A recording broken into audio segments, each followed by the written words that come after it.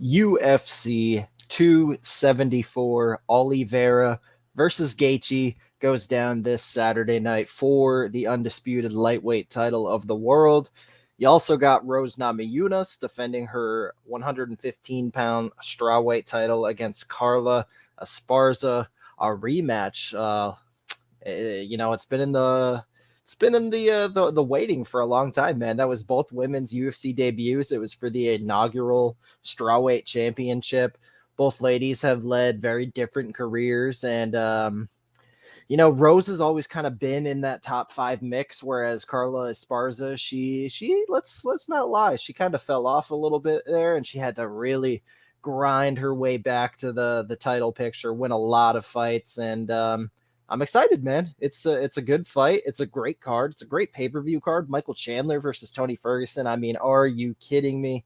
It's a good card. I have no problem paying for this card. It's going to be fucking lit. So, what is going on, guys? What's up, Grateful Dude? Love the card. Appreciate the breakdowns, of course. My boy Gordo, what's going on? So, man, obviously, y'all see I shaved the facial hair. If you had facial hair for like 5 or more years and you want to shave it, don't do it. You'll regret it instantly. I look about 5-10 years younger. Is what it is. It'll grow back. But another thing I want to say, hit that like button. It takes just a second. And one thing I'll say about the likes, guys, it's not that I care about the number of likes. I really don't. It's truly just a number. I honestly care more about the views, if we're being honest. But the reason I asked for the likes is because the more likes this video gets, it's just how the YouTube algorithm works. If it gets a lot of likes, more people will see it. We'll build the damn thing up here, and it's going to be all fine and dandy. So I do appreciate the like and a subscription if you're not subscribed already.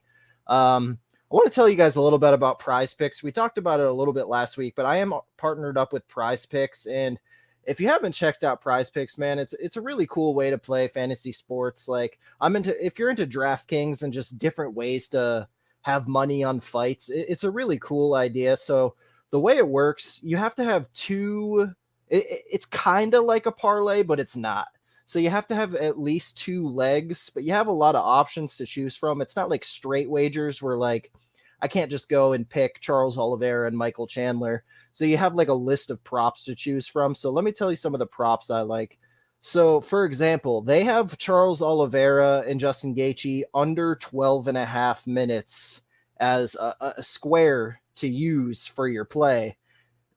In the betting odds, it's minus 150. So you're getting a minus 150 at about even odds here if you're factoring in the parlay. So I like that one. I like the under in that fight. Rose Namajunas under 105.5 fantasy score. I like that. We'll talk about why a little bit later, but like, there's a lot of different ways you can go about it. I'm going to have the link in the description if y'all want to sign up for Prize Picks. I got a code if you want to sign up for that with that code. That is much appreciated. Appreciate you, Kelton. Appreciate you, Romans. Finn Raider, been following me on Twitter for a while now, just deciding to start tailing this weekend, considering the run you've been on. Appreciate that, man. It has been a very good year. This past card, it was a winning week. Should have been a clean sweep, but we got absolutely robbed on Jake Collier. Even with that robbery on Jake Collier, which was my favorite bet of the week last week, managed to profit 4 units. I surpassed the point of plus 50 units profit for 2022. So it's been a very, very good year. Appreciate all the love I've been getting for that. But without further ado, let's get into this card, man. It's a fun one. 15 fights. This is definitely not going to be one of the shorter breakdowns. I'm going to switch things up a little bit. I usually go bottom to top, but it just feels right to switch things up. And for the first time on this channel, I'm going to go from top to bottom. So we're actually going to start with the main event here. We got Charles Oliveira taking on Justin Gaethje. Man, what a fight this is. By the way, the odds, I believe they are Oliveira minus 170, Gaethje plus 150.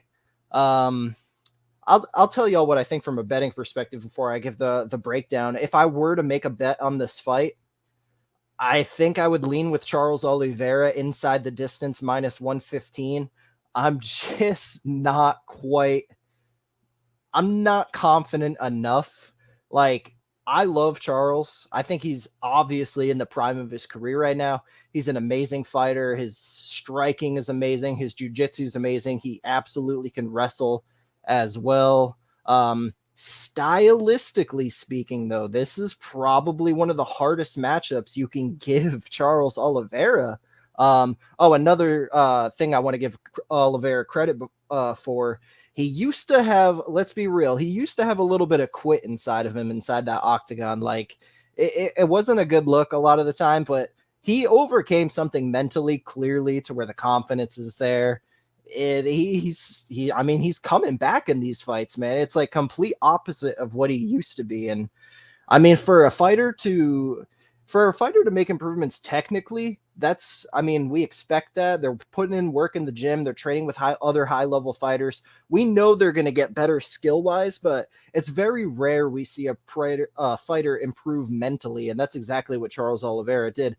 But anyway, moving on to this specific matchup, I'm not quite sold on Charles Oliveira to the point where I want to have my money on him here. He is going to be my pick. I believe that jiu-jitsu advantage is just too large, and I think eventually he's going to get it to the mat and submit Gaethje. My problem is that it's going to have to be the eventually. I don't think it's going to be one takedown 30 seconds in, rear naked choke, it's over. He's probably going to have to go through some shit again. And, credit to him. Like I said, he ate some big shots from Chandler. He overcame adversity. That's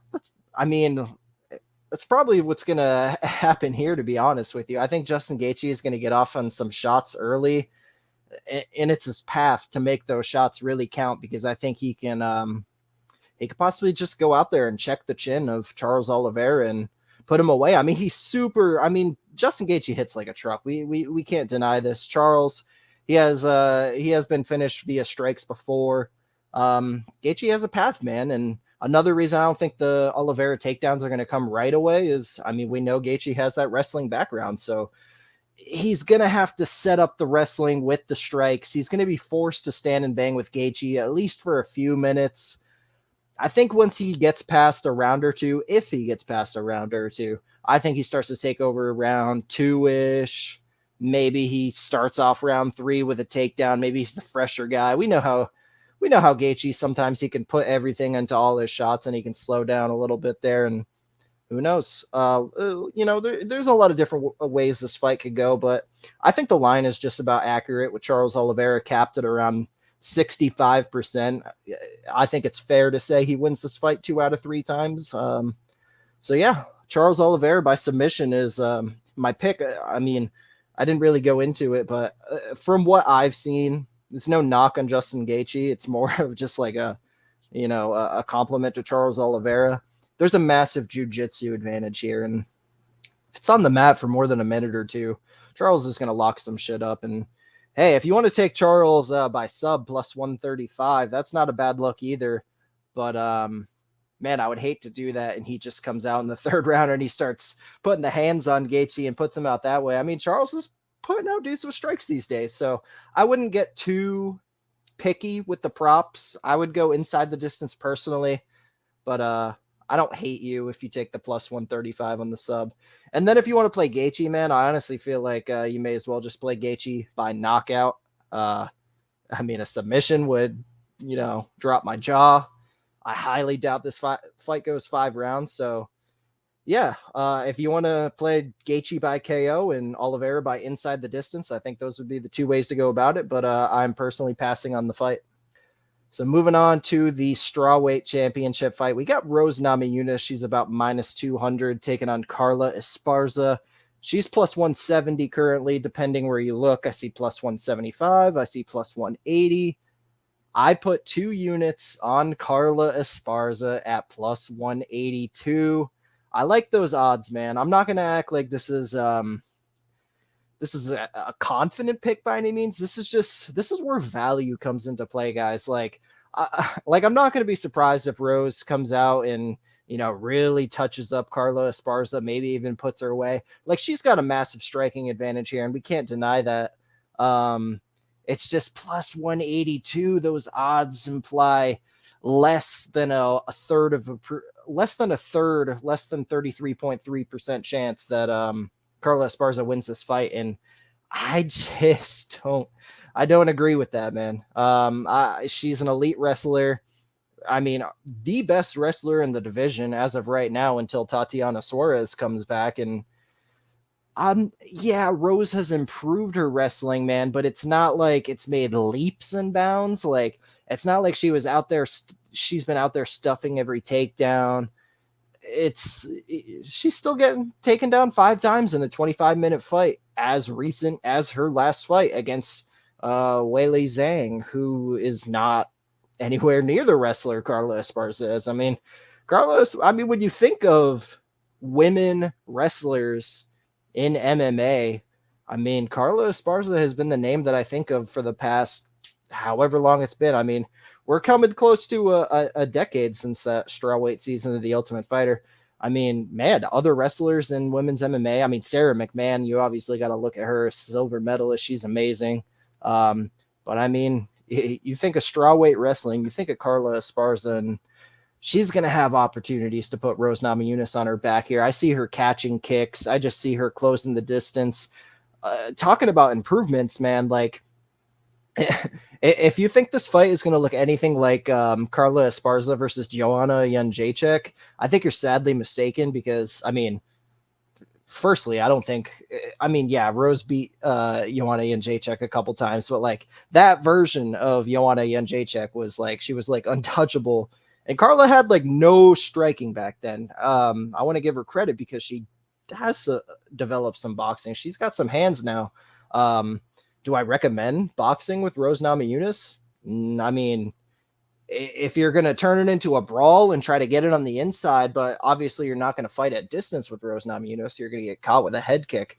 So, man, it's just plus 182. I mean, I would probably even consider a bet on Esparza plus 150. I mean, to get an elite fighter outlet like this, at dog odds like this, it's tempting, man. I know you could probably say the same thing about Gaethje. You're getting an elite fighter at, plus 150 or better odds, but I kind of just feel a lot better about Esparza in this fight. Like with the Gaethje fight, I kind of feel like if it hits the mat once, it's over. Like if we're being real. Whereas this fight, I feel like Carla Esparza can kind of hang out on the feet. Like she's gonna be losing the minutes on the feet, but she's gonna be doing just enough to where I think she can set up the takedowns here. And man, I think she rides out a good amount of top control against Rose. So I got the underdog here. I think the line is disrespectful. I think Carla Esparza gets her belt back. It's a really interesting circle of life story. First ever strawweight champion, beats Rose to win that gold, and then the long road back the next 7 or so years, and the person she has to meet to get her belt back from is none other than Rose Namajunas. I love these stories in MMA. I think it's amazing, and very much looking forward to the fight. Official pick is Carla Esparza via unanimous decision and new 2 units at plus 182. So moving on to the next one, we got Michael Chandler. He's minus 400. He's taking on Tony Ferguson, plus 300.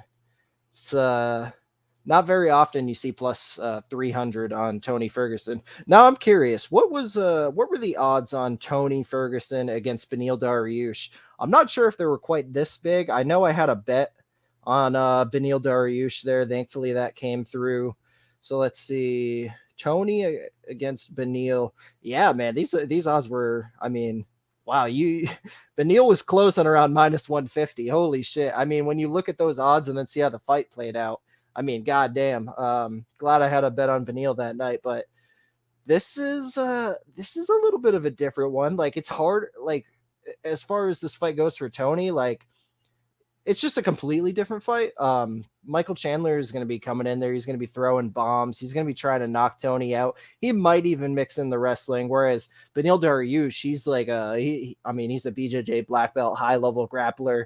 Maybe his best course of action was to do exactly what he did. It was, he fucking dominated. I don't think Michael Chandler is going to be able to come out there and do that. I think, like I said, this is a completely different fight. He's going to be swinging those bombs, and historically, sometimes when Michael Chandler puts so much into all these shots early, head hunting, he has been known to slow down a time or two. So what was the stat I looked at earlier this week? It's something like, so Michael Chandler, the last time Michael Chandler won a fight that exited the first round was 2018. So I mean, if you want to make some arguments for Tony here, he's probably got the cardio advantage. It's just, is he going to make it that far? He just does. He looks like a shell of himself. Let's be real. Like, he's probably going to come in here. He's going to look slow. He's going to get tagged with some big shots. It's going to be scary as shit early on. But if he happens to extend the fight into the second and third round, where Chandler has historically slowed down before, and Tony has shown to be a cardio animal before, I mean, don't be surprised if Tony Ferguson's snatching onto that neck, or he's landing big shots on the feet of his own. I mean, yes, tape will tell you he looks like a shell of himself, but we're still talking about one of the best. I mean, let's be real. He's one of the better lightweights we've ever seen. I mean, that win streak he went on was really amazing. And even looking at the Gaethje fight, he almost finished Gaethje in that fight. We were looking at a situation where Gaethje was like saved by the bell. So the problem is the damage he took in that Gaethje fight and not looking like himself against Dariush. So it's very, very hard to have faith in Tony Ferguson in this spot. Now it's plus 300. So, I mean, how much faith do you really got to have? It's just me personally. I don't want to bet a fighter that I think is reaching the tail end. Even his interviews, it's just, I mean, it's never been what I wanted to see from Tony Ferguson, honestly. He's always been a strange cat, but I mean, just from my eye, it just doesn't look good with Tony. I believe we are reaching the end, and Michael Chandler, although I have picked against Michael Chandler in many fights before, I do think he has some flaws in his game. However, he should come out here and win this one. I think he's going to tag up Tony. Man, Tony's such a fucking zombie, but this might be the time for him to get put down by one of these big strikes. So I'm gonna go with Michael Chandler, round 1 knockout.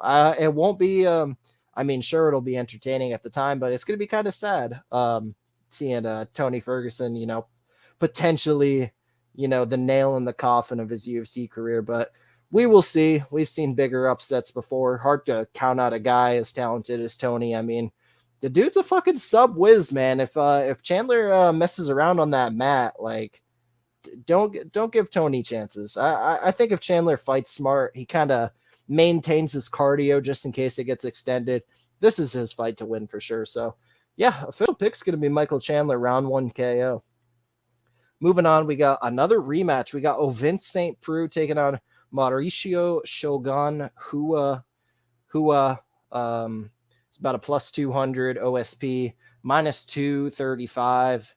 I mean, yeah, I'm not interested in this fight whatsoever, just based on where both guys are in their career. However, if there was a side to be had, you would have to think it'd be fucking the plus 200, no matter who it is, right?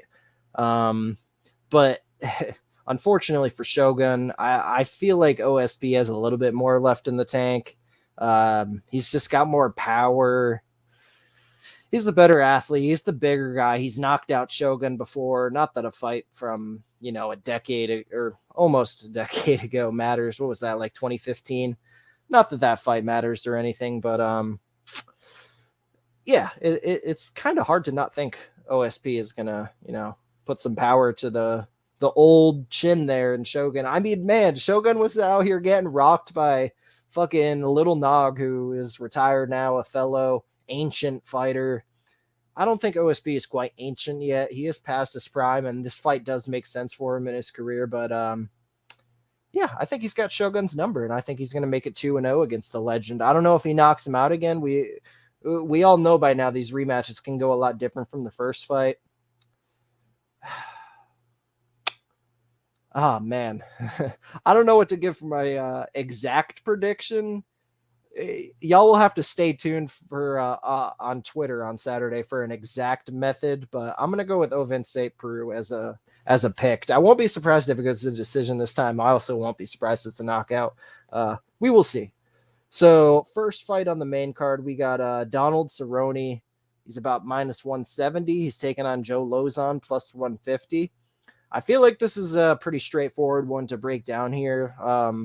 Joe Lauzon, we know historically, is a motherfucker in round one. Like, Joe Lauzon with a full gas tank. He's a great boxer. He's got power. He can take you down. He's got great jiu-jitsu. I mean, if you've never seen what Joe Lauzon did to Jonathan Pierce in Boston that night, I highly recommend you check that out because that was one of the most fucking I mean, that was a serious beatdown. Like, he beat him like he owed him money. Like, it was fucking serious, man. The problem with Joe Lauzon is when we exit that first round, there's not much of a gas tank left to be had, and that's not a good thing to have against Cowboy, because if Cowboy extends this fight, we know how he can put combinations together late in fights and just how much of a dynamic striker he is. I mean, Cowboy's Cowboy's a legend, man. He's probably going to be in the UFC Hall of Fame. Never quite reached the gold, but I mean, the dude's fought fucking everybody. He's so talented. He's so well-rounded, but unfortunately, like Tony Ferguson, I believe he is a little bit of a shell of himself these days. So, and he's a slow starter, so stylistically, it's kind of a tough one for him. Like, it kind of feels like Joe Lauzon's going to come out here and blow him out of the water early, like he's been blown out of the water before, like Joe Lauzon has started fast before, or we hit that second or third round. Donald is the one with the better gas tank. He starts getting off on those combos, and he probably TKOs Joe Lauzon late. So I think you're looking at Lauzon round 1 KO or Cerrone round 2 or 3 KO. Fight doesn't go to decision, minus 210. It was tempting. It's very chalky. Like, I'd have to play 4.2 units to win 2 units, like that kind of chalk. I kind of don't want to do that unless I'm like, oh yeah, this fight fucking for sure is ending inside. Like the Amanda Lemos versus Jessica Andrade. And what world was that fight going to go to decision? And it was minus 200. Same odds for this one. Not quite as confident, so I'm gonna cool it on the prop a little bit. I mean, if there was probably a better way to go is to just hedge Joe Lauzon round 1 with Donald round 2, round 3, something like that. You know what I'm saying? Let's see what you guys are saying. So yeah, you agree Lauzon round 1 KO at plus 1200 is insane. I mean, yeah, I mean, if Lauzon wins, that's probably how it's going to be. Carlos Top Control is elite. Consider grinding out a decision, of course. Yeah, man. I mean, oh, what's up, early weigh-in pod, my boy? What's up, guys? Oh, man, I appreciate y'all coming out. Hopefully you're enjoying these breakdowns. So, yeah, as far as my pick, I feel like so Joe Lauzon and DraftKings is going to be a heavy play of mine just because there's not a whole lot of underdogs on this card I'm in love with besides Esparza. So on the DraftKings side, I'm going to be playing a lot of Joe Lauzon because you got to have those underdogs. So, I mean, with that being said, I kind of want to pick Joe Lauzon round 1 KO here, and that's what I'm going to do. I'm going to go with the underdog. I think Joe Lauzon knocks him out in round 1. Am I confident enough to make a bet? Not really. I know it's an underdog I'm picking, and he's plus 150, but I don't know. I don't know, man. He's not very active these days. I don't want to bet a fighter when I feel like we might only have 5 minutes of gas to work with. So yeah, I'll pick him, but I'm gonna have my money on him in DraftKings. That's the way I'm doing it. So anyway, moving on to the next fight, we got Khaos Williams.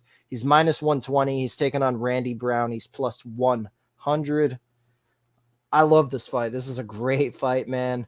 Money coming in on Randy Brown. Randy Brown is a pretty popular underdog play this week. I will be going on the other side. I got Khaos Williams here, man.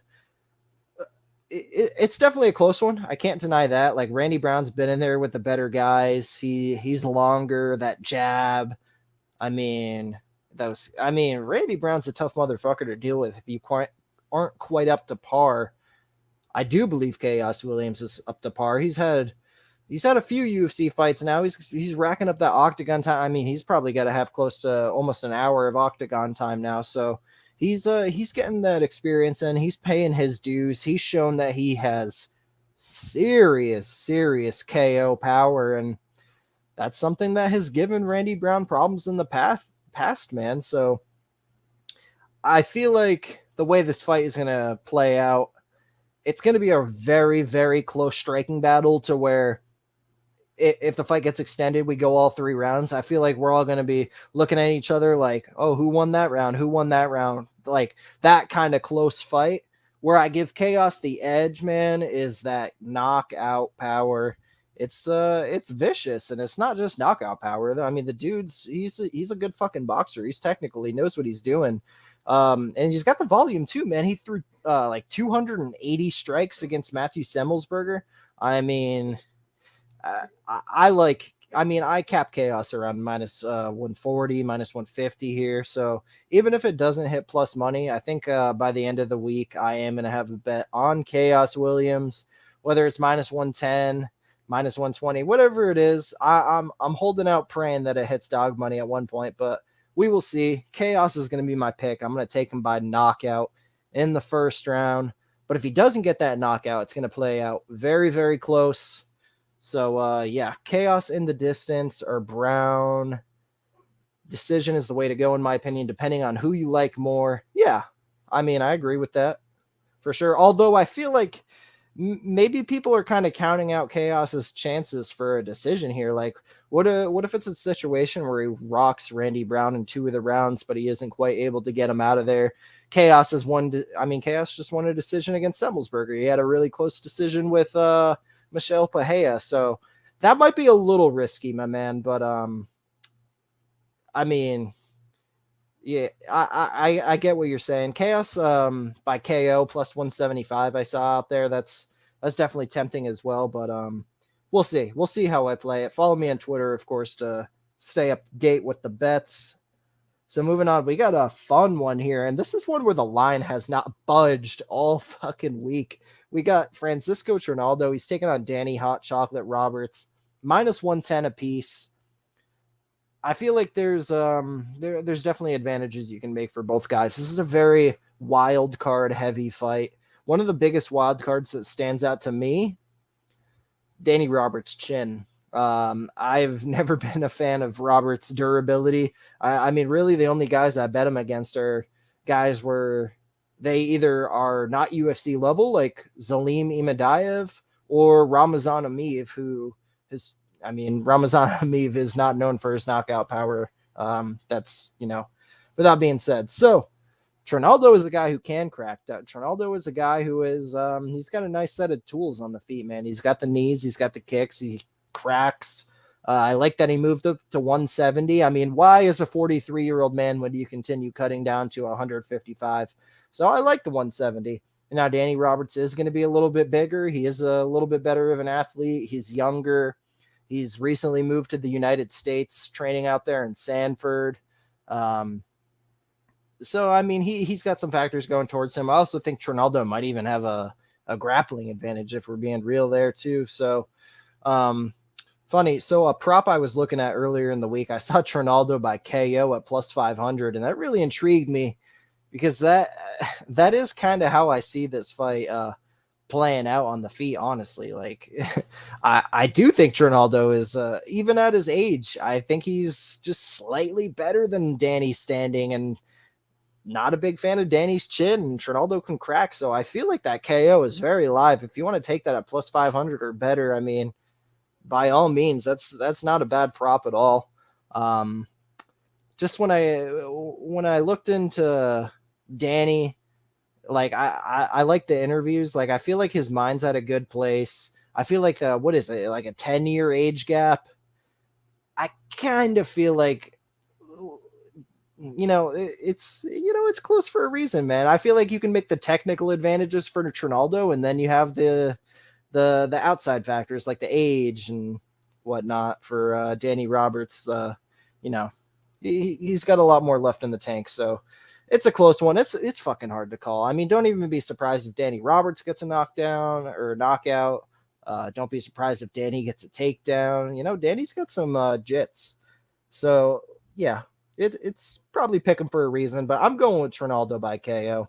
Moving on to the next one, we got Norma Dumont. She's taking on Macy Chiasson. So, Norma Dumont, I see minus 220, minus 225.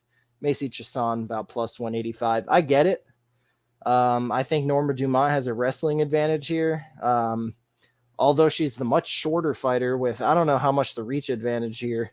I mean, you would think it's a lot. Macy's a pretty tall chick, and Norma's kind of on the shorter side. So let's see what that reach is. Norma's got that 67. Macy Chiasson's got that 72. So yeah, Macy Chiasson, she does have a 5-inch reach advantage on the feet. I think that'll come into play at distance, but I kind of see Norma Dumont closing that distance, putting her hands together. And she's got better hands than Macy Chiasson. She's got more powerful hands. So as long as she's smart about this, she should get this fight. I think she's just the much stronger wrestler here and can get a lot of top control. So yeah, not much to say. Not a very intriguing fight if we're being real. But yeah, Norma should get a decision out of this one. But man, I mean, that size is definitely intriguing for 135 pounds. Macy Chiasson, I mean, she's one of the biggest chicks in the weight class, and she trains at a good gym in Fortis MMA. I mean, I feel like if you're on Macy in this fight, you're basically praying that she levels up, which is totally possible. I mean, she's a young fighter training at a great gym, and you never know. You see fighters make big improvements all the time, so won't completely count out Macy. I think she does have a bit of a ceiling, and she can win this fight, but Norma Dumont is she's the smart pick here. So moving on to the next one, we got Brandon Royval versus Matt Schnell. Royval is about a minus 220 as well, plus 185 on Schnell. Again, man, the first thing I think about, and I always just, whenever I think of Matt Schnell fights, I think about that chin, man, because it's not just the chin, his willingness to brawl at times. Like, Matt Schnell is a defensive liability, and against a guy in Brandon Royval who's just going to fucking throw everything but the kitchen sink at you, it's going to be scary as hell for Matt Schnell on the feet. I actually think Royval is very live to hurt Schnell on the feet, maybe even knock him out in this spot. On the mat, so this is where it gets interesting, because I kind of feel like Matt Schnell can land takedowns here and ride out top control. We've seen that a lot with Royval. Royval can get taken down. He can get controlled. So I feel like that is Matt Schnell's best path to victory. Although, Schnell he's a good boxer in his own right. I just don't think it'd be very smart to stand there and bang with Brandon Royval. Like, are you kidding me? That's what cost you in the past, Matt Schnell. So I think Schnell should wrestle here, look for that top control. That's the way Royval has been beaten before. But the problem with that, Royval's got a pretty fucking sneaky bottom game. So I feel like even in that world, it's not going to be easy for Schnell. It's possible to control him for a duration, but again, it won't be easy. There's a reason Royval is minus 250 here, in my opinion. So I'm going to go with him. And I do think he finishes Schnell at one point. I don't know if he's going to knock him out. I don't know if he's going to, club and sub him. It's going to be one of those two. If you want to take Royval inside the distance, I believe I saw plus 100 earlier this week. Yeah, so it's still plus 100 on Bet Online. I think that would be the way to go in this fight if you're going to bet it at all. If you're super confident in Royval, he probably finishes Schnell here. So yeah, that's my pick. I'll say sub. I'll say he wraps him up in the second round. So moving on to the next fight. This is one I have a bet on. So we got Blagoy Ivanov. He's taking on Marcos Rogerio de Lima. Blagoy is about a minus 150. Rogerio plus 125. I put 2.8 units on Blagoy Ivanov at minus 140 to win 2 units. I love Ivanov's chances in this fight, man. I mean, we've seen historically from Rogerio de Lima. So subtract the Moraes Green fight for a second. I'll talk about that one in a second, but historically with Marcos Rogerio de Lima, he's been a early knockout or bust guy. And there was another one too, Adam Wyjorek, the Polish guy. He won a decision against him too, but I mean, that guy's fucking trash. not in the UFC anymore for a reason. I don't even think Maurice Green's in the UFC anymore, right? He got cut. I think he got a fight in like CES or some shit. So anyway, yeah, I mean that's just an example right there of the level of guys Marcos is beating by decision. Typically, Marcos needs that early finish, or he gasses out, he quits. If you put him in any kind of bad spot where he has to overcome adversity, he's probably fucking not. Now with the Maurice Green fight, he literally just every round he came out, shot a takedown, he got it, and he controlled Maurice Green for the rest of the round. He didn't gas. He was able to go full 15, literally because he was able to just rest on top of Maurice Green. I mean, smart game plan, awesome. You're not going to do that against Blagoy Ivanov. Blagoy Ivanov, he's been practicing Sambo his entire life. He's got a very good wrestling base. I actually think if anyone lands takedowns here, it might even be Blagoy Ivanov, and that'd be very fucking nice, because if you put Marcos Rogerio de Lima in one bad spot on the ground, he quits. There's not a whole lot of heart in him. It's usually a wrap shortly after. So Blagoy, you need to not get knocked out standing early, and you're probably good for the most part. My confidence in Blagoy not getting knocked out here. Blagoy has fought a who's who. He's been in there with fucking Ben Rothwell, Junior Dos Santos, all kinds of hard hitters, Augusto Sakai, Tai Tuivasa. He's been in there with some knockout artists. He has never gotten knocked out. He's got over 20 fights, I believe. He's got a chin on him, man. Very fucking good chin. He can eat a shot. So that right there gives me a lot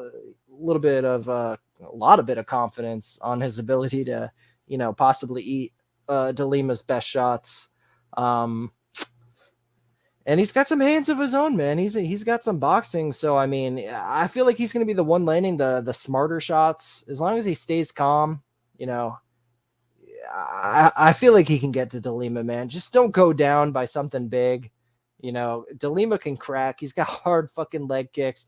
He has got bombs, and he's strong too. If he takes down Blagoy early, I guess I won't be surprised, but Blagoy's he's fucking legit, man. He can work his way back up to his feet, or at least survive until the next round. And when you extend the fight against Marcos Rogerio de Lima, it's usually a pretty good thing for him. I haven't looked at the stats in a couple days, but I think it was something like when De Lima goes past the first round, he's 4-4. When Blagoy Ivanov goes past the first round, he's like 10-4 or some shit. And I know stats aren't the be all end all, but they are. The stats are a fucking factor, man, and they tell you the story. Not the whole story, but you got to take into account everything, man. Some people are big on watching tape. Some people are big on stats. Some people are just big on the Instagram capping. Like, people cap fights in different ways. I mean, I think you got to factor in every piece. You got to think about everything. Early weigh-in pod, significant step down for Blagoy. I mean, absolutely, it's a significant step down. So his last 3 fights, he beat Tai Tuivasa. He dropped him in that fight. He took him down multiple times. Tuivasa's a ranked guy. Derek Lewis, he took down Derek Lewis multiple times. It was a split decision loss against a ranked guy. I mean, Derek Lewis, he's the knockout king. Last fight, very, very close fight against Augusto Sakai, which I believe he landed a takedown or 2 in that fight. Very, very, very close fight. I mean, Blagoy is a fucking good ass fighter, man. I feel like he's solid enough to avoid what De Lima brings, and I think he can crack De Lima. I think he can take down De Lima, and once this fight gets extended, put him in one bad spot, and I don't think he's surviving. So I'm gonna go with Blagoy Ivanov by a finish. I don't know if it's gonna be a knockout. I don't know if it's gonna be a sub. Dude survived a 12-inch blade to the heart. I think he can take some leg kicks. Yeah, I mean, Blagoy's a fucking tough guy. If you've never heard that story, yeah, just crazy. I mean, the dude almost died. You can still see the big old scar right on his chest. Tough dude. And I think it's going to be too tough for Marcos de Lima. There's a significant edge in toughness here, and I think that's going to pay off unless he just gets caught in the first minute. So, yep, 2.8 units on Blagoy Ivanov to win 2 units. Let's fucking go. Next one, we got Andre Fialho taking on Cameron Vancamp. Fialho, I see a minus 450, so you're getting big odds on Vancamp, but don't bet Vancamp here. Let's be real. If you've seen the tape, you know the guy is not very good. He's got the tall man's defense. He's willing to eat one to give one, and I think the UFC is trying to build up Fialho here.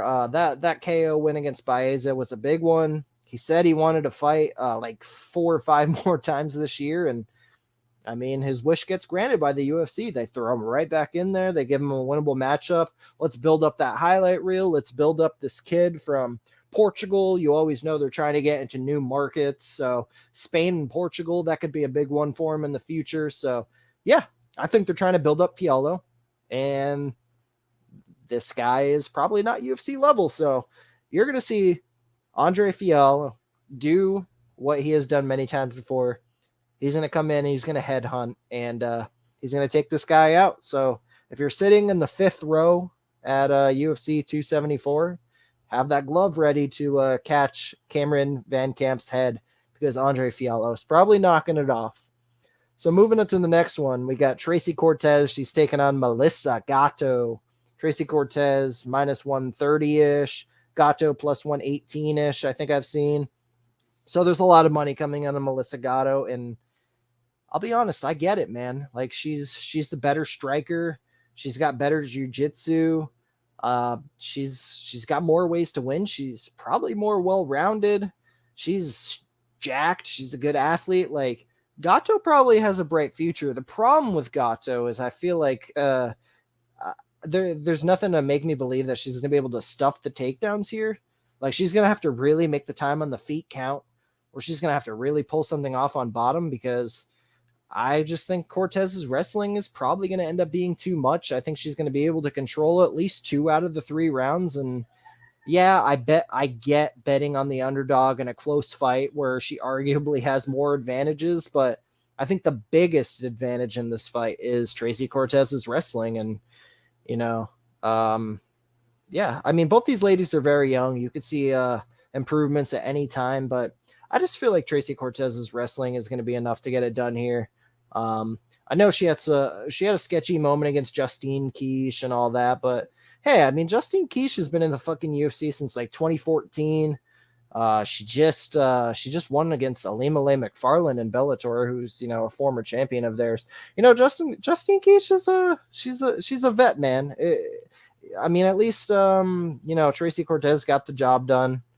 Shit happens in fist fights, so yeah, I think Tracy gets it done again. I mean, Gatto's probably going to have some moments, but that wrestling will be too much. So moving on to the next one, we got Clayson Rodrigues taking on CJ Vergara. I believe Clayson you can get around minus 350, Vergara plus 285.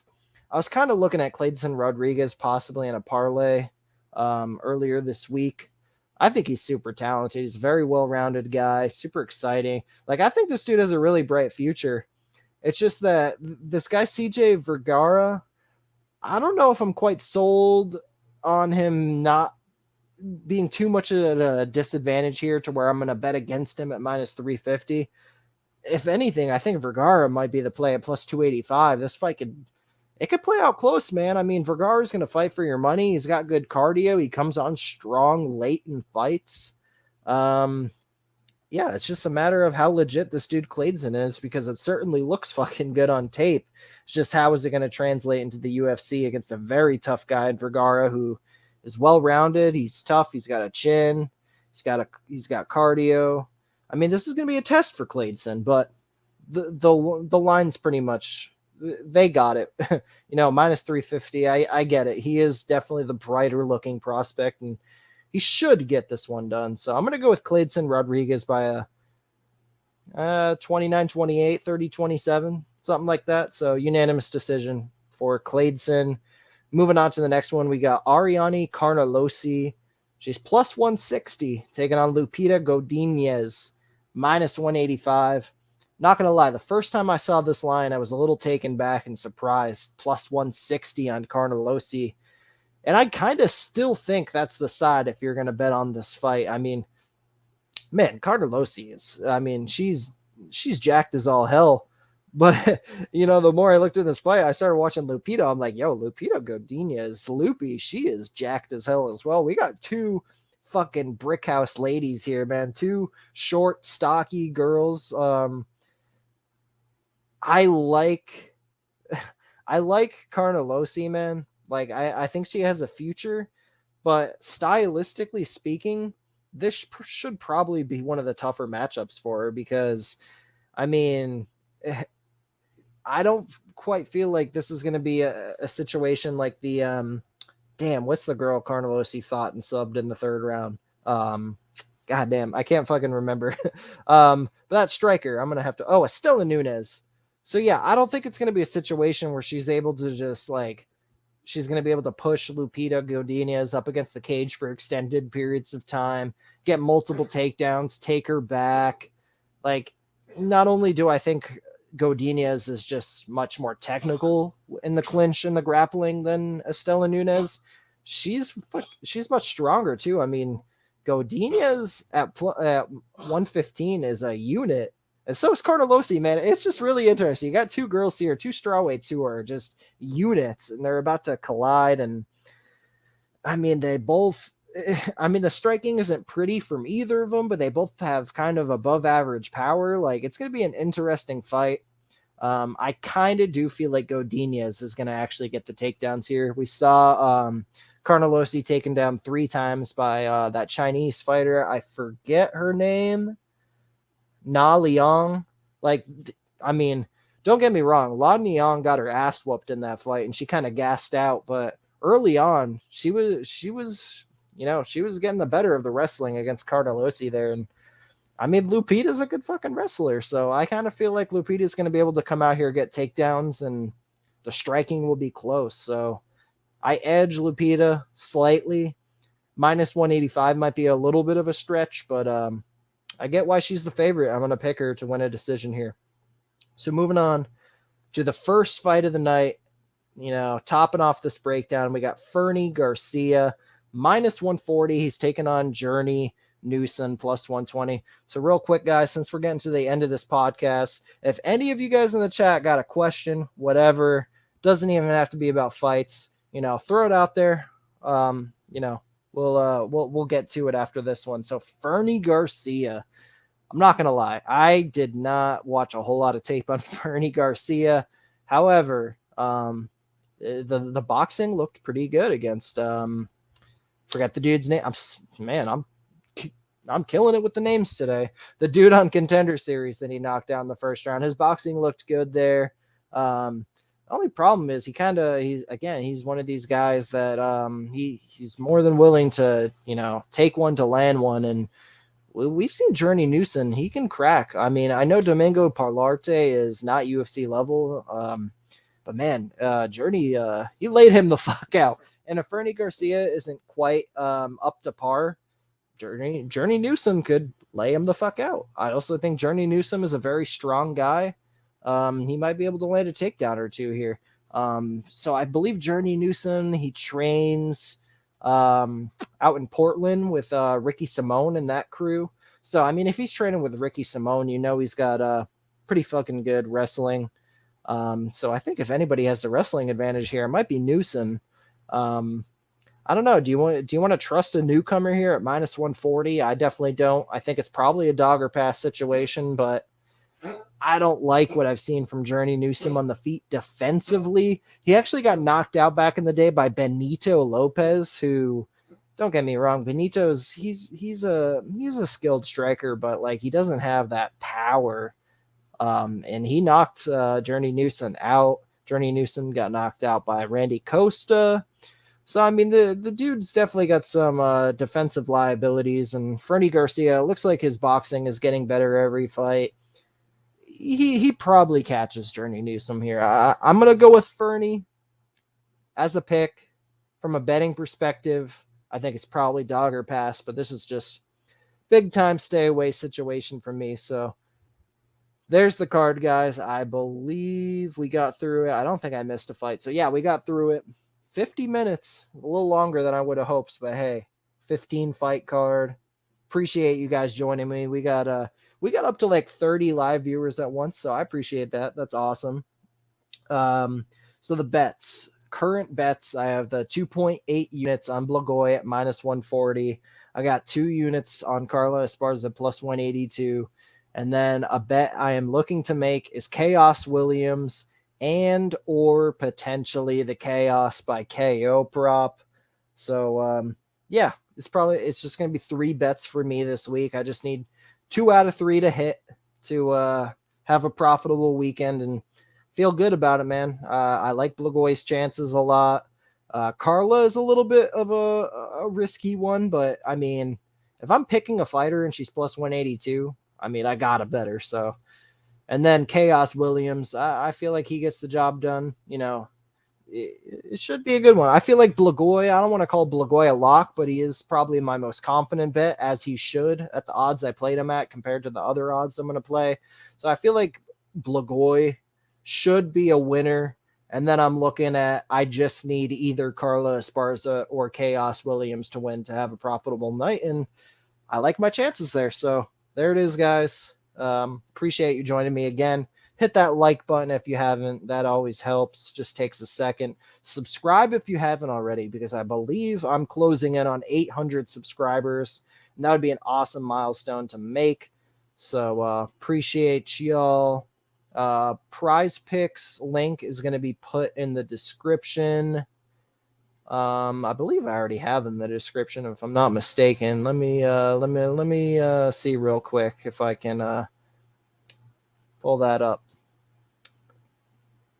Yeah, I already put it in the description. So yeah, if you all want to check out Prize Picks, hit that link. It's free to sign up, and then whether or not you want to put the money down to deposit, that's up to you. But if you sign up with my code KELTON, you get a 100% deposit match up to $100. So sign up, deposit the $100, and they match you with another $100 to play with. So pretty sick deal.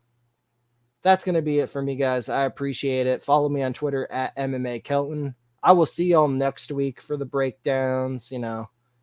All love doing this shit every week. I'm happy to be back. Next week's card isn't looking too bright though. Let's be real here. It's definitely no UFC 274, but I guess that's the sacrifice you got to make if you want fights every week. You're going to have some cards that are not the greatest, but yeah, will be fun nonetheless. We'll find betting opportunities as always. Appreciate you guys. Later.